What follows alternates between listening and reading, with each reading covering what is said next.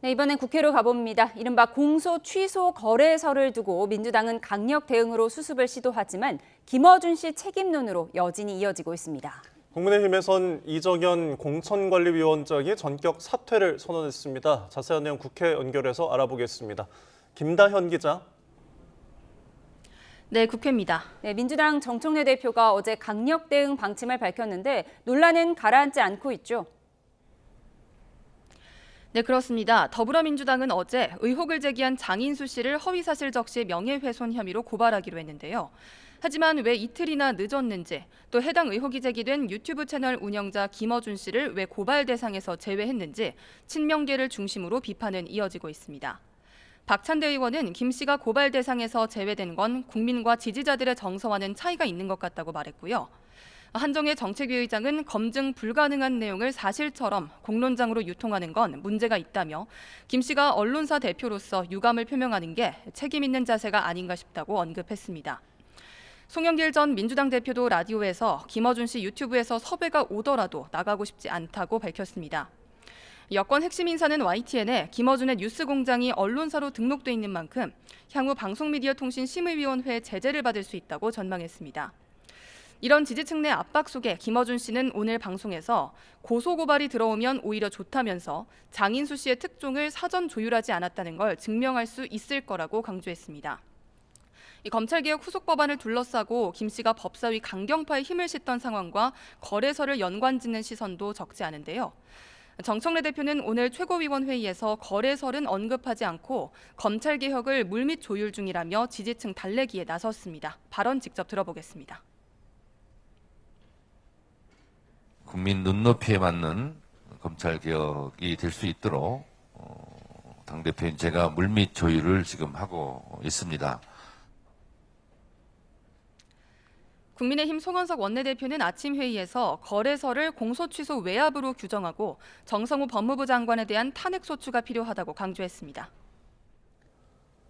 네, 국민의힘 상황도 만만치가 않습니다. 이정현 공천관리위원장이 전격 사퇴했죠.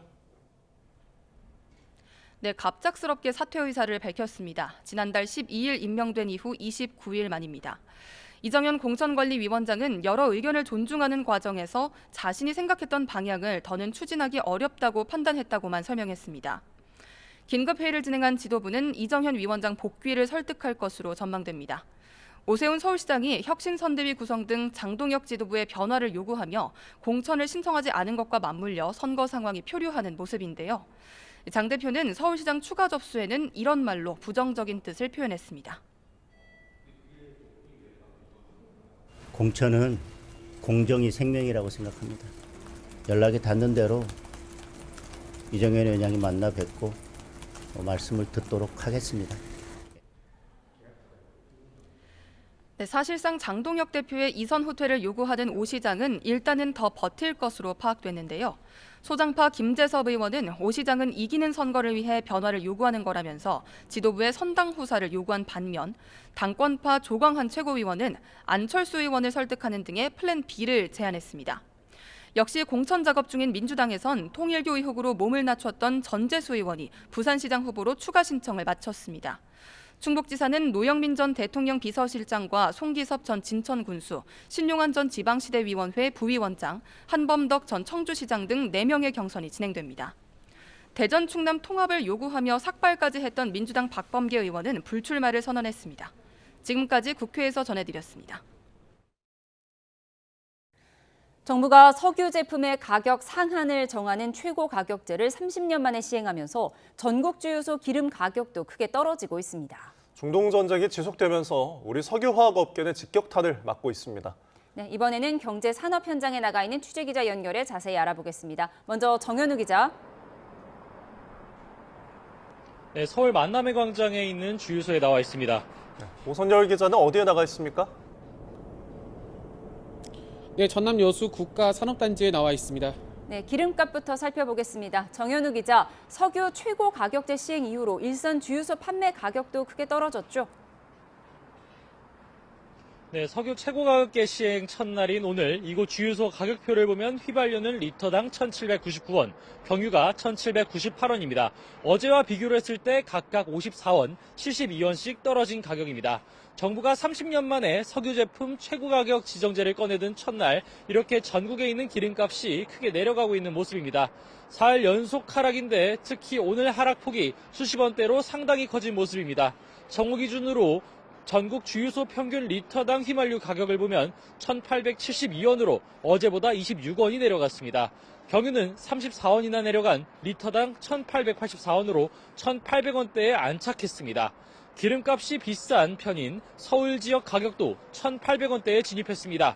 서울 일대 주유소 평균 휘발유와 경유 가격은 어제보다 각각 30원, 45원이 내려간 1,896원, 1,890원입니다. 이 같은 가격 하락을 소비자들도 다소 체감하는 분위기입니다.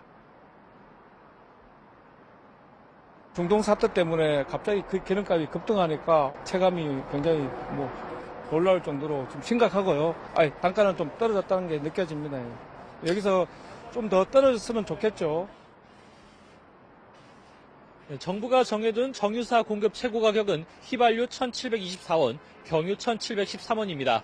정유사가 최근 제출한 휘발유와 경유 평균 공급 가격보다 각각 109원, 218원이 낮습니다.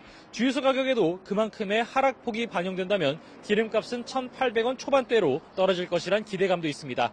다만 주유소들이 기존에 사둔 기름이 있고 최고 가격이 반영된 정유사 기름을 새로 받아서 판매된 가격을 내릴 때까지는 시간이 다소 걸리고 각자 가격 편차도 있을 것으로 보입니다. 이러한 상황에 전국 7개 지방국세청과 세무서인력은 판매 가격이 높은 주유소 등을 찾아서 최고 가격제가 소비자 가격에 즉시 반영되는지를 점검할 방침입니다. 네, 이어서 전황도 짚어보겠습니다. 조수현 특파원 전쟁 14일째인데 오늘도 양측의 무력 공방이 벌어지고 있죠? 네, 전쟁의 불길이 갈수록 확산하고 있습니다.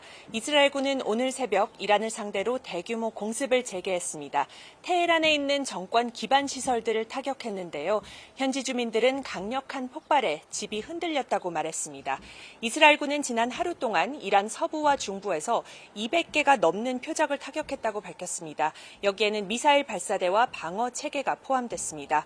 또 레바논 수도 베이루트에서 헤즈볼라 테러리스트를 타격했다고 발표했습니다. 이란도 이스라엘과 주변국들을 겨냥한 공격을 계속하고 있습니다. 먼저 이스라엘 곳곳으로 미사일을 발사해 북부 지역에서 2명이 다쳤습니다. 오늘도 사우디아라비아 국방부는 동부 지역에서 드론 2대를 격추하며 이란의 공격에 대응하고 있습니다. 이란은 중동 내 미군 기지, 걸프국들의 에너지 시설에 대한 공격 범위를 확대한 데 이어 자국 국영은행 건물이 공격받자 미국 이스라엘과 연계된 은행도 공격 대상이라고 위협한 상태입니다. 네, 이런 가운데 이란과 이스라엘 양국 지도자는 각각 강경 메시지를 내놓았죠. 네, 이란의 새 최고 지도자 모즈타바 하메네이가 첫 메시지를 통해 초강경 대응을 선언했습니다. 모즈타바는 적이 경험하지 못했고 취약한 제2의 전선 형성에 대한 검토가 끝났다면서 더 공격적인 태세로 앞으로 전선을 더 넓히겠다는 뜻을 분명히 했습니다. 이란 혁명수비대도 자국의 에너지 시설과 항구가 공격받으면 중동 내 석유 시설들을 불태우고 파괴하겠다고 경고했습니다. 모즈타바의 성명이 발표되고 몇 시간 뒤에는 네타냐후 이스라엘 총리가 기자회견에 나섰는데 공습 첫날 숨진 아버지처럼 모즈타바도 언제든 표적이 될 수 있다고 경고했습니다. 그러면서 이란의 핵과 미사일 능력 제거에 더해 이란 국민이 신권 통치를 전복할 수 있도록 돕겠다면서 이를 위한 여건 조성이라는 목표를 추가했습니다. 다만 애초 전쟁 목표로 내세웠던 이란 정권 교체에서는 한 발 물러서면서 이는 이란 국민의 손에 달렸다고 강조했습니다. 네타냐후 총리는 또 이스라엘의 공격으로 이란의 최고위급 핵 과학자들이 사망했다며 앞으로 더 많은 공격이 이어질 것이라고 예고했습니다. 한편 이란이 개전 이후 처음으로 종전 조건을 꺼내들었다고요? 네, 공식적으로 처음 나온 종전 제안인데요. 마수드 페제시키안 이란 대통령은 전쟁을 끝낼 방법으로 이란의 정당한 권리 인정, 배상금 지급 그리고 공격 행위 재발을 막을 국제적 보장을 언급했습니다.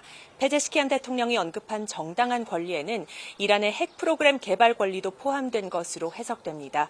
배상금 지급 요구의 경우 전쟁 피해 책임을 미국과 이스라엘에 묻겠다는 뜻으로 풀이됩니다.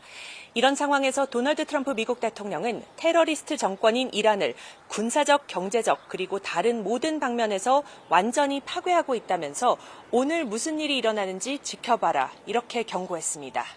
네타냐후 이스라엘 총리가 개전 후 처음으로 현지 언론을 대상으로 기자회견을 열고 전쟁 수행 의지를 강조했습니다. 하지만 애초 목표로 내세웠던 이란 정권 교체에선 한 발 물러서는 모습을 보였는데요.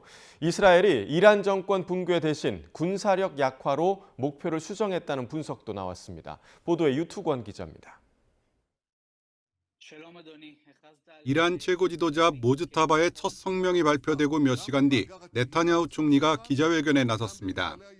네타냐후 총리는 공습 첫날 숨진 아버지처럼 모즈타바도 언제든 표적이 될 수 있다고 경고했습니다. אני לא הייתי מוציא פוליסות ביטוח חיים על אף אחד מהמנהיגים של ארגוני הטרור. זה פטרון הטרור שלהם. 그러면서 이란의 핵과 미사일 능력 제거에 대해 이란 정권을 무너뜨릴 여건의 조성을 세 번째 전쟁 목표로 추가했다고 밝혔습니다. 동시에 이란 정권의 붕괴는 이란 국민의 손에 달려 있다고 여러 차례 호소했습니다. 미국과 이스라엘의 공습만으론 한계가 있다는 걸 간접적으로 시인한 겁니다. 이란 국민이 봉기할지도 확신할 수 없다고 덧붙였습니다. מישהו לשוקת, אתה לא יכול להכריח אותו לשתות. אנחנו ניצור את התנאים האופטימליים לבצע את זה, כולל פגיעות מהאוויר, כפי שעשינו אתמול, כפי שאנחנו עושים בימים אלה. 이스라엘 내부에선 단기간에 민중봉기를 통해 이란 정권이 무너질 가능성을 작게 보는 것으로 전해졌습니다. 이란 지도부는 여전히 기능을 유지하고 있지만 반정부 세력은 혁명수비대와 민병대의 위협 속에 위축된 상태라고 평가했습니다.